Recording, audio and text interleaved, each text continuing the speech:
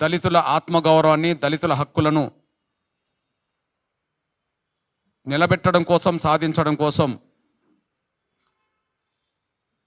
బహిష్కృత హితకారిణి సభ అనే పేరుతో దళిత ఉద్యమ రథాన్ని ముందుకు ప్రారంభించాడు.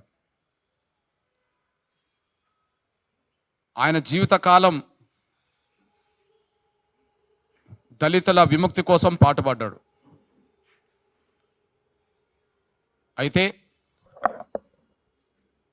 ఆయన లేని సమయంలో ఆయన స్ఫూర్తిని ముందుకు నడిపించాల్సిన దళిత వర్గాలు, ఆ దళిత వర్గాల్లో ఎదిగిన మాల వర్గం ఆయన స్ఫూర్తికి భిన్నంగా, ఆయన సామాజిక న్యాయ పోరాట స్ఫూర్తిని వ్యతిరేకిస్తూ ఇవాళ ముందుకు నడుస్తుండడం జరుగుతున్న ప్రత్యేక పరిస్థితి. ఆనాడు అంబేద్కర్ సామాజిక న్యాయ పోరాటానికి అన్ని రంగాల్లో ప్రాతినిధ్యం ఉండాలనే పోరాటానికి అడ్డు తగిలే వాళ్ళందరినీ ఉద్దేశించి వాళ్ళనే మనువాదులుగా పోల్చాడు.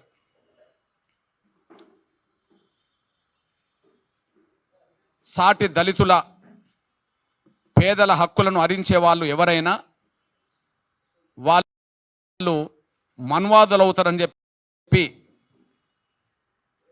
మనుస్మృతిని పాటించే వాళ్ళు అవుతారని చెప్పి డాక్టర్ బాబాసాహెబ్ అంబేద్కర్ చెప్పాడు. ఇప్పుడు 100 ఏళ్ల తర్వాత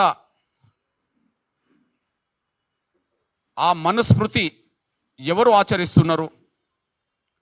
అంబేద్కర్ కాలంలో మనుస్మృతిని ఆచరించే వాళ్ళు అగ్రకులాలని చెప్పి ఆనాడు అనుకునేవాళ్ళు. కానీ అంబేద్కర్ కాలంలో సామాజిక న్యాయ పోరాటాన్ని ముందుకు నడిపించే పోరాటంలో ఆనాడు అగ్రకులాలు కూడా భాగస్వాములు అయ్యారు. అంటే అంబేద్కర్ పోరాటాన్ని సమర్థించే వాళ్ళను మనువాదులుగా పోల్చలేదు, కానీ అంబేద్కర్ పోరాటానికి అడ్డు తగిలే వాళ్ళను మాత్రం మనువాదులుగా పోల్చాడు. సరిగ్గా 100 ఏళ్ల తర్వాత ఆ పోరాట రథాన్ని ముందుకు నడిపించాల్సిన దళిత వర్గాల్లోనే మనువాదుల సంఖ్య మాలల్లో పెరిగింది. ఆ పోరాట రథాన్ని ముందుకు నడిపించే దళితుల్లోనే, ఆ దళితుల్లో ఉండేబడే ఒక వర్గంలో మనువాద స్మృతిని ఆచరించే వాళ్ళ సంఖ్య పెరిగింది. తోటి దళితుల హక్కులను హరించాలని కుట్రలు చేసే వాళ్ళు ఎవరైనా ఉంటే వాళ్ళు మాలలవుతే వాళ్ళు మనువాదులే. అంబేద్కర్ కాలంలో మళ్ళీ చెప్తున్నాం, దళిత వర్గాల హక్కుల్ని, ఆత్మగౌరవానికి అడ్డు తగిలే వాళ్ళను మనువాదులుగా పోల్చాడు. ఇప్పుడు 100 ఏళ్ల తర్వాత దళితుల్లోనే ఒక ఎదిగిన వర్గం మిగిలిన వర్గాల హక్కులను హరించడానికి కుట్రలు చేస్తున్నప్పుడు, అంబేద్కర్ స్ఫూర్తికి విరుద్ధంగా వాళ్ళు ప్రవర్తిస్తున్నప్పుడు వాళ్ళనే మేము మనువాదులు అంటున్నాం. అందుకు సాక్ష్యంగా ఒక విషయాన్ని గుర్తు చేస్తున్నాం.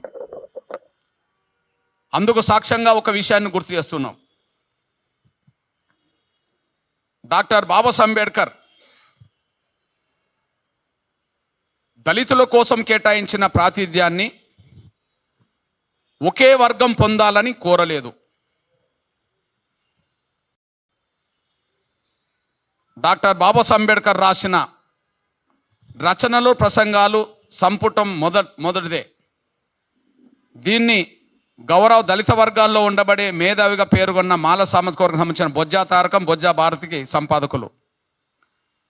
ఇది 1993 నేదురుమల్లి జనార్దన్ రెడ్డి గారి ప్రభుత్వం అంబేద్కర్ ఇంగ్లీష్ రచనల్ని తెలుగులోకి తర్జుమా చేయించడానికి ప్రయత్నం చేసినప్పుడు సందర్భం ఈ పుస్తకం. బహుశా ఈ పుస్తకం తెలుగులో వచ్చే సమయానికి ఎంఆర్పిఎస్ కూడా ఆవిర్భావం జరగాలి.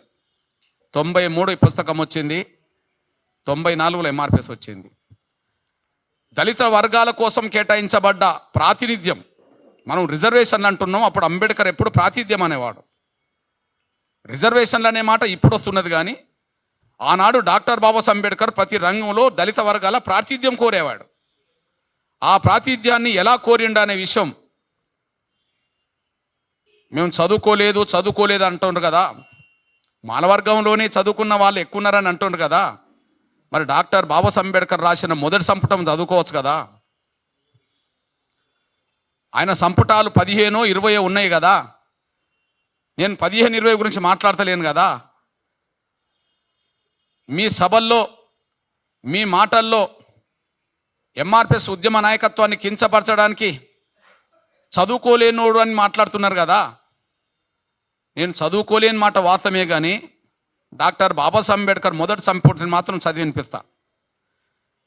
మీలో చదువుకున్న వాళ్ళు మేధావులు ఎక్కువ కదా, మీరు మొదటి సంపుటాన్ని చదువుకుంటే బాగుండేదని నేను కోరుతున్నా. మీరు స్వార్థపరులు కదా, మీరు సామాజిక అంశానికి మీరు విరుద్ధం కదా, అది చదువుకోలేరు. అందులో ఏమున్నదో చెప్తున్నా నేను.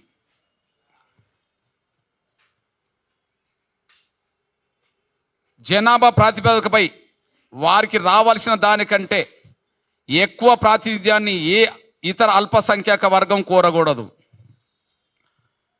ఒక కులం ఎక్కువ సంఖ్యలో ఉన్నప్పుడు దానిని హేతుబద్ధమైన పరిణామానికి తగ్గించవలసి వచ్చినప్పుడు ఎట్టి పరిస్థితుల్లోనూ అది ఇతర ఏ అల్పసంఖ్యాక వర్గాల వారికి నష్టం కలిగే విధంగా ఉండకూడదు.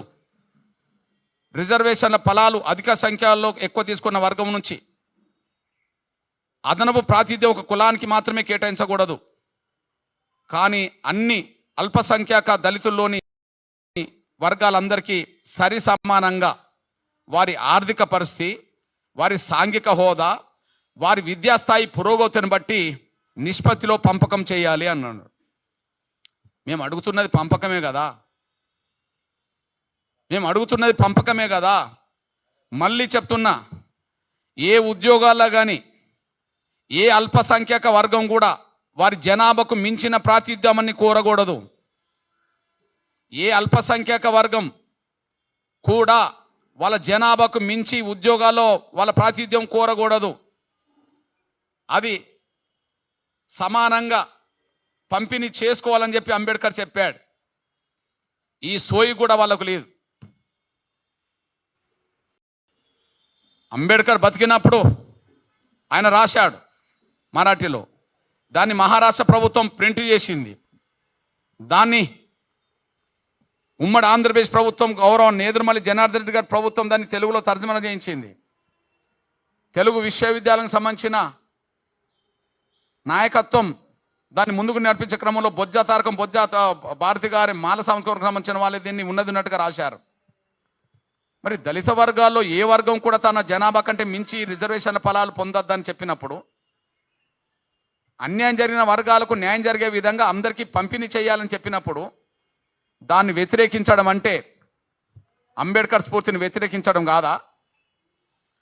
దాన్ని వ్యతిరేకించడం అంటే అంబేద్కర్ స్ఫూర్తిని వ్యతిరేకించడం కాదా? రిజర్వేషన్ల ఫలాలు అందరికీ చెందాలని చెప్పి అంబేద్కర్ అన్న దాన్ని మీరు వ్యతిరేకించినట్టు కాదా? మరి ఆనాడు అంబేద్కర్ ప్రాతినిధ్యం కోరుతున్నప్పుడు దాన్ని అనువాదులైనప్పుడు, ఈరోజు మా ప్రాతినిధ్యం విద్య, ఉద్యోగ, రాజకీయ రంగాల్లో మా ప్రాతినిధ్యం లేదనే విషయం అర్థమైనప్పుడు, అవి కమిషన్లన్నీ నిర్ధారణ చేసినప్పుడు మా వాట మేము కోరుకోవడం అనేది అంబేద్కర్ స్ఫూర్తికి అనుగుణమైంది కదా. మా వాటకు అడ్డు తగులుతున్నది మనువాదుల ఆలోచనకు అనుగుణంగా ఉన్నది కదా. నేను గమనించింది ఏంటంటే, అంబేద్కర్ కాలంలో 2 వర్గాలు ఉన్నాయి అగ్రకులాల్లో.